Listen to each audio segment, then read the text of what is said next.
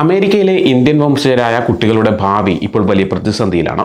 2025 വന്ന പുതിയ കുടിയേറ്റ നിയമങ്ങളാണ് ഇതിന് കാരണമായി പറയുന്നത്.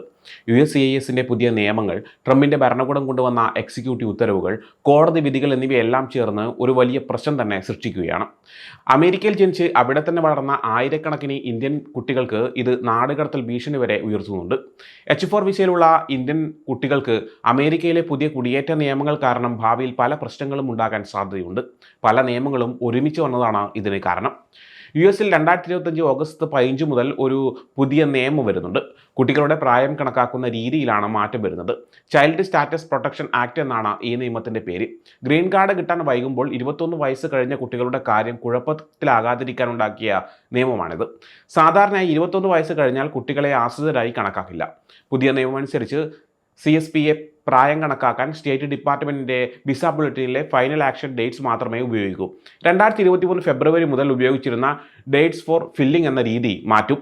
ഇത് ഇന്ത്യൻ കുടുംബങ്ങൾക്ക് വലിയ തിരിച്ചടിയാണ്. കാരണം ഫൈനൽ ആക്ഷൻ ഡേറ്റ്സ് പലപ്പോഴും ഡേറ്റ്സ് ഓഫ് ഫില്ലിങ്ങിനേക്കാൾ വർഷങ്ങളോ ദശാബ്ദങ്ങളോ പിന്നിലാണ്.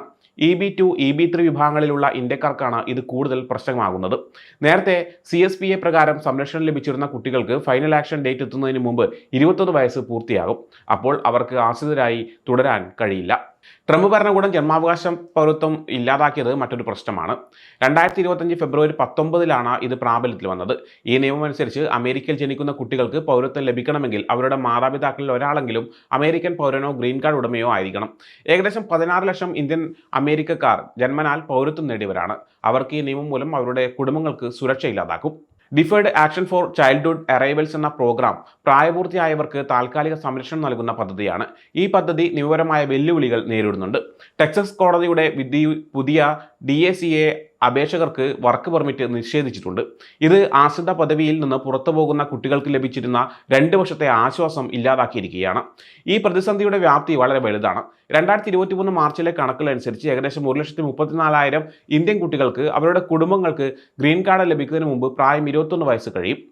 10 ലക്ഷത്തിലധികം ഇന്ത്യക്കാർക്ക് ഇപ്പോഴും എംപ്ലോയ്മെന്റ് ബേസ്ഡ് ഗ്രീൻ കാർഡിനായി കാത്തിരിക്കേണ്ടി വരുന്നുണ്ട്. EB2, EB3 വിഭാഗങ്ങളിലാണ് കൂടുതൽ പേരും. ഇതിനായുള്ള കാത്തിരിപ്പ് 134 വർഷം വരെ നീളാനുള്ള സാധ്യതയുണ്ടെന്നും വിദഗ്ധർ അഭിപ്രായപ്പെടുന്നുണ്ട്.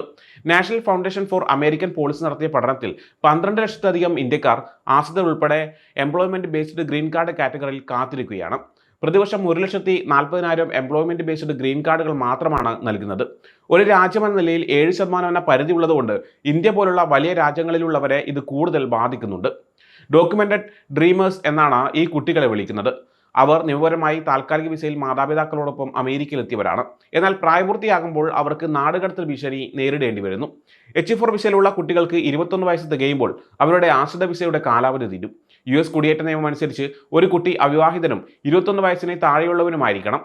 ചൈൽഡ് സ്റ്റാറ്റസ് പ്രൊട്ടക്ഷൻ ആക്ട് കുട്ടികളെ രക്ഷിക്കാനുണ്ടാക്കിയ നിയമമാണ്.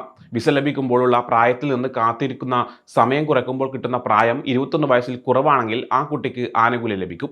എന്നാൽ 2025 ഓഗസ്റ്റ് 15 മാറ്റം ഈ സംരക്ഷണം ലഭിക്കാൻ ബുദ്ധിമുട്ടുണ്ടാക്കും.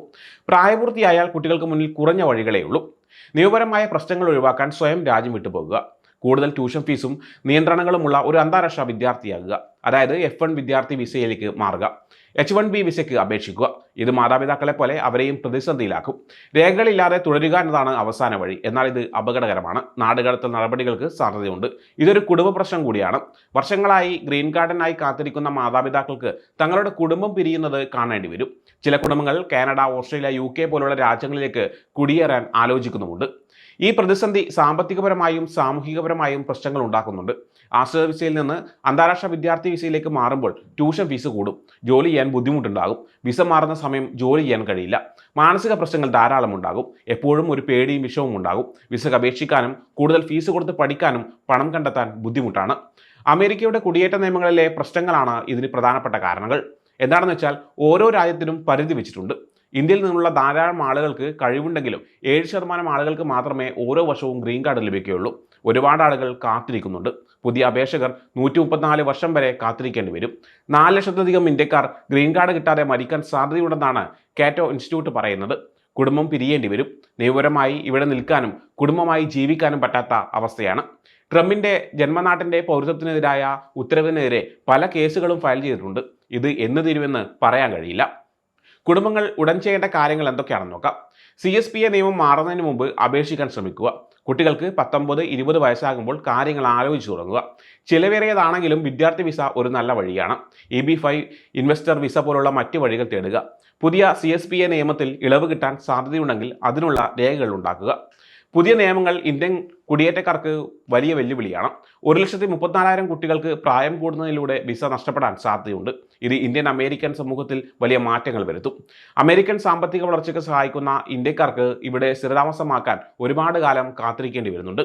അവരുടെ കുട്ടികൾക്ക് നാടുകടത്തൽ ഭീഷണി നേരിടുകയും ചെയ്യുന്നു.